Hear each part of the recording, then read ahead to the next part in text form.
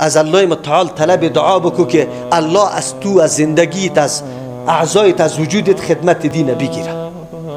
ما میبینیم بسیار مخلوق است ده هوام پرواز بکنه علمش، اما الله از وجودش خدمت دین نگرفته، در خدمت طاغوتا قرار گرفته، در خدمت او مردم قرار گرفته که اولین دشمن دین هستند.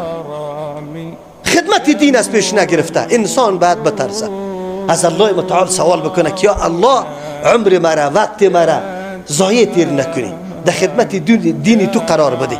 این دوست خود انسان نیست. خود انسان تلاش میکنه، میبینه ای قلب تو را که چه رقم نیت داری، چه قسم اراده داری، الله برات زمینه را مساعد میکنه. اسباب چه قسم استعمال میکنی، الله برات مساعد میکنه. بسیار سخت است، عمر تیر شده نیست. این روز مرا میگذره، خود چی میگذره، برای چی میگذره، برای کدام هدف میگذره، این خیلی اهمیت داره. هر انسان فکر بکنه.